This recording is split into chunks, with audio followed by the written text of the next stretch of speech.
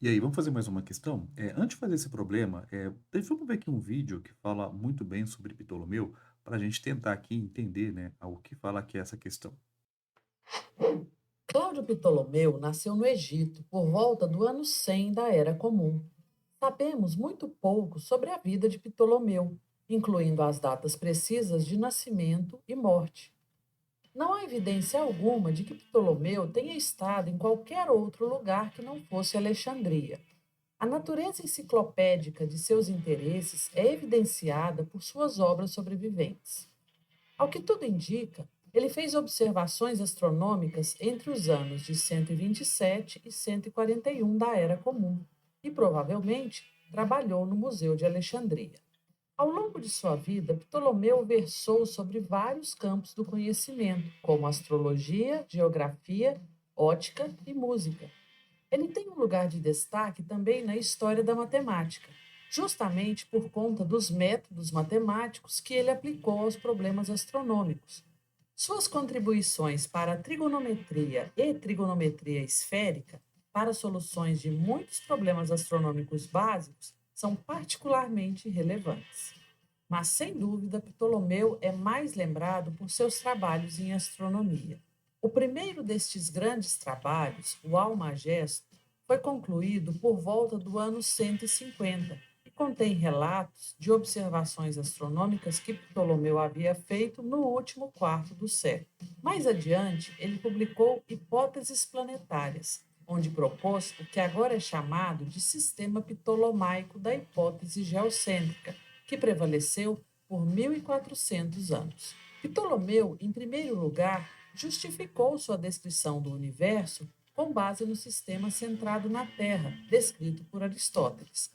Ele argumentou que a Terra seria uma esfera estacionária, no centro de uma esfera celestial, muito maior, que girava em uma taxa perfeitamente uniforme em torno da Terra, carregando com ela as estrelas, planetas, Sol e Lua.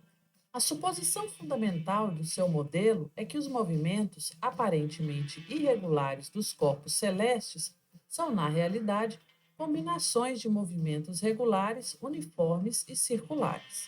Apesar de sua grande influência para o pensamento científico, a veracidade de Ptolomeu, especialmente como observador, tem sido controversa desde a época do astrônomo Tycho Brahe.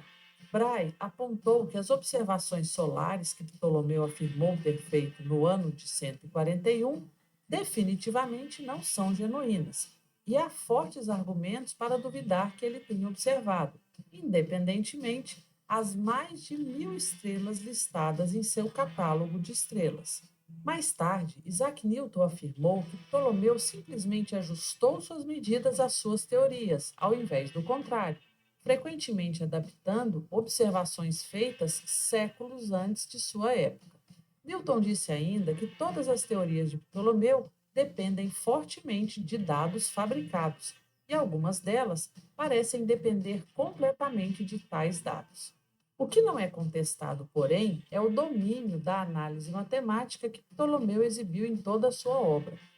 Alguns historiadores acreditam que Ptolomeu tenha vivido até o ano 170 da Era Comum, quando teria morrido com cerca de 70 anos.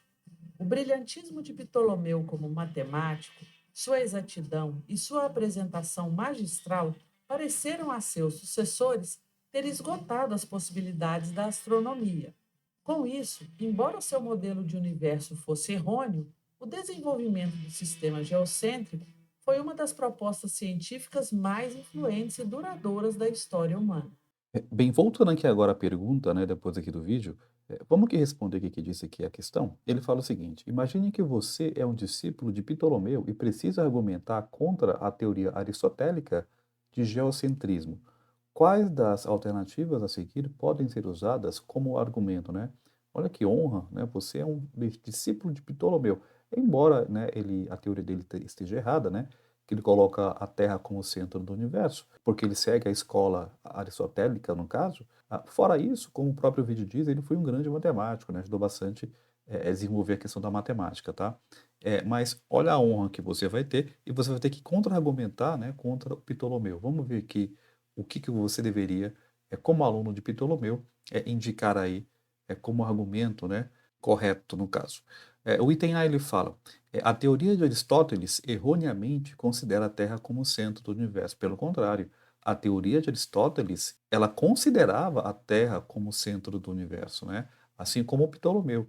Então, Aristóteles não falava. Aristóteles, para ele, a Terra também era o centro do universo, tá? Ele não rebatia isso não. Então, isso aqui está errado, tá?